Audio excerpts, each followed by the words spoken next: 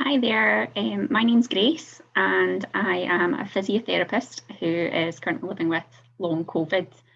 I wanted to make a few short videos because I recently did a kind of long interview chat with another physio who lives with long COVID, Darren, but it ended up being like 55 minutes long and I genuinely didn't think it was going to be that long. So I personally struggled to watch all of that back and had to do it in a couple of different chunks.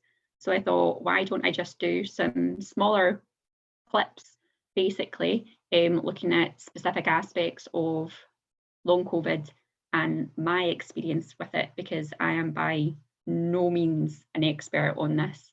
I just wanted to highlight the fact that long COVID is a real life thing, and just, I don't know, just to give people a wee bit more information, because there's a lot of people who I feel have maybe had COVID back closer to the start of last year in 2020, and they've maybe not necessarily had like the standard symptoms of a cough, high temperature, loss of taste and smell.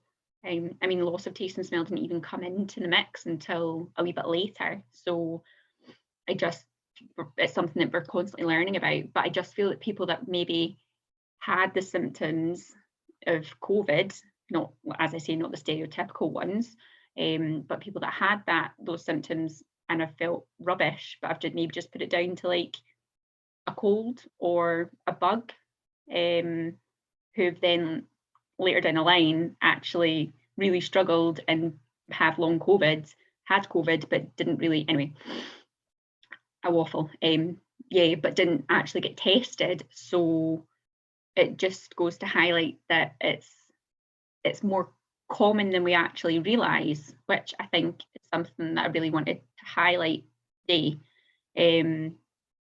So basically, to give you a bit of background, as I said, I work as a physio, so I'm an NHS employee, and I am based within a community rehab team. So I spend a lot of time going in and out of other people's houses.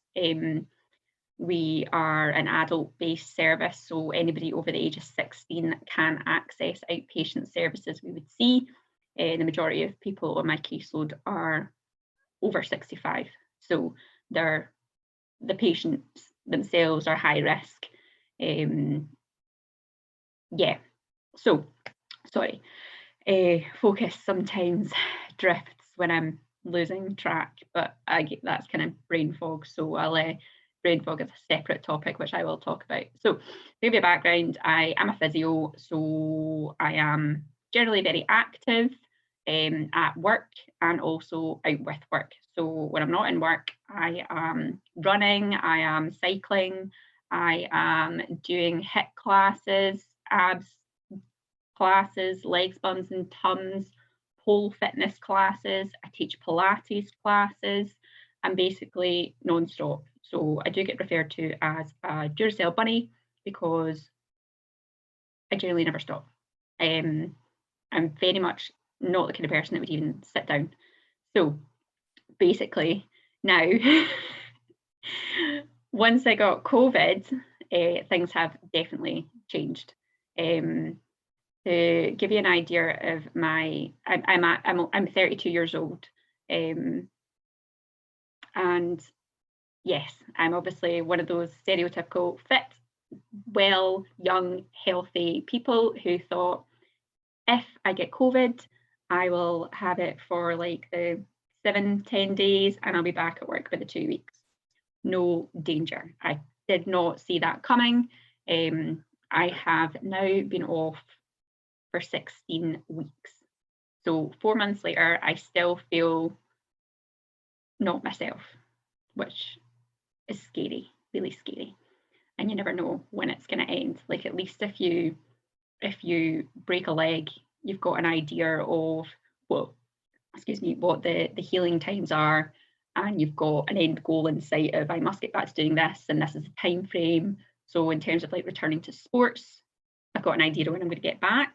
But with this, you don't, because it's still so new, it's still so unknown. So it's very, very frustrating. So today I just want to do a wee overview of what is long COVID and my symptoms. As I said, I can't advocate for everyone because every single person seems to have completely different symptoms. So I just want to chat about me and my experiences. So I fell ill on the 9th of October, 2020. And my symptoms were after receiving my flu jab. So unfortunately, my body was totally floored because it was trying to make antibodies for a flu vaccine. It was trying to make antibodies for COVID, and it just basically shut down because it couldn't cope. I was not admitted to hospital. I was at home the whole time. My initial symptoms were nausea, really bad headache, a spike of fever, and I was so tired, really struggled. A few days later, I developed like spiked another temperature, and then I also had all these muscle pains and like severe backache and severe neck pain. God, struggled to keep my head up. But the other thing that I kind of got, kind of a cough, I would say it was more clearing my throat, as opposed to a cough. So just something tickly, and I would just be able to clear my throat to get rid of it, as opposed to a full-blown cough. So anyway, got tested and came back as positive. So I was like, wow, didn't see that coming. Genuinely just thought I'd had a bit of a bad reaction to my flu jab. But anyway, so to continue on from that, all of those acute symptoms settled after about 10 days, but the nausea stayed and the fatigue stayed. And I was like, oh my God, this is so draining. Like I can't do anything. And because I wasn't really eating much, because I didn't have an appetite because I felt sick, and because I was sleeping all the time, I lost a lot of weight. So I then had no reserve because I had no energy, no backup. My backup generator was out. It was like, nope, sorry, not working because you've not put enough into me. So that was quite scary.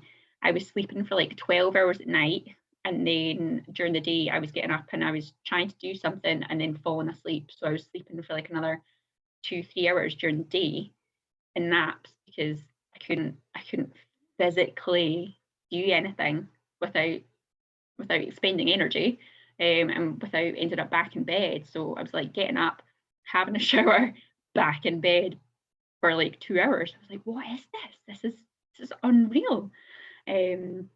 So anyway, moving on from that, I think like come the 3rd week, I felt really weak, and I'd also started to become short of breath. And I thought, right, okay, it's a bit of a roller coaster. You're like one symptom and then it kind of settles, and then you're like get like this brand new symptom. You think, is this actually related, or is this completely different? Is this something else? So the shortness of breath and the weakness, I kind of thought that's because I've not really done anything for like 3 weeks. I was breathless just outside walking on the level after like a minute, and I thought, this is really weird. I was running 10k before this, but now I can't even lift myself without huffing and puffing. Any sort of incline or stairs I had to stop. I actually had to stop to catch my breath because it was just too much. Walking down stairs was like your legs would just tremble, and you think, this is pathetic. Like, how can it be like this? But anyway, so I kind of kept trying to push, but not push too much, because I noticed if I did push too much, then I ended up like 1 step forward, 5 steps back, and you're just like, right, okay, I'm not really getting anywhere with this, which was really difficult for me because I love exercise. So for me to go from doing something every minute of the day to having to sit on my arse was really tricky for me, but rest is key. Anyway, so once all those other kind of like symptoms had settled, still had the fatigue, still had a bit of the nausea. As the nausea settled, it was more of I didn't have an appetite. So again, I would eat when food was put in front of me, but I wouldn't be actively like noticing and going, oh, it's lunchtime, I better eat something, because I didn't have the same sort of trigger. So that was really odd. But then come like the 4th week, this brain fog happened. And I was like, what the hell? I'm going to speak about brain fog in a separate one because there's so much to cover in terms of brain fog. Symptoms wise, it will go over my little timer basically for this. So I'm going to speak about brain fog in another one, a separate one, because there's so much to cover in brain fog and it's an absolute mind blow basically. Other symptoms that I personally have had, heart palpitations. So that's when your heart randomly starts. You feel like it's beating out of your chest and you think, oh my God, what is happening? And it starts to get quite fast. Or you kind of get the opposite where your heart rate just kind of like suddenly drops. You find yourself it's like, you're really weird. And you're like, this almost like the sharp intake of breath, like, which is really, again, bizarre. But there are these symptoms are related to COVID. They're like, it seems to attack organs in different ways. Again, from a heart palpitation point of view, I contacted my GP because I thought never had anything like this before. And my GP was like, you'll be fine. Whereas I know other people that have had to go for tests and things. And to be honest, my symptoms weren't that bad and they did completely settle. But I would say that if you have any sort of heart palpitations, definitely get it checked out. Don't just like brush it off. Other things, sleep-wise, obviously initially I was sleeping for what felt like forever. And then my sleep kind of started to become a bit restless and I was like wide awake and struggling to get to sleep and struggling to switch off. Again, related to the brain fog, going to cover that in a different session. So basically what I'm left with now, 16 weeks later, is fatigue. I'm also left with still a lack of an appetite. So I don't have that like rumbly tummy feeling when you wake up first thing in the morning, you're like starving, must eat breakfast. I still eat my breakfast. But I don't get the same sort of feeling. So my gut has definitely been affected in that sense. I also still have brain fog. And I still kind of struggle and like end up dazed at times, but everybody is completely different. So what I do want to say in terms of my symptoms and COVID, every single person is affected in a completely different way. Some people will be coughing, some people, and the cough just seems to be never ending. Some people will have really bad heart palpitations. Some people will just be like extremely breathless.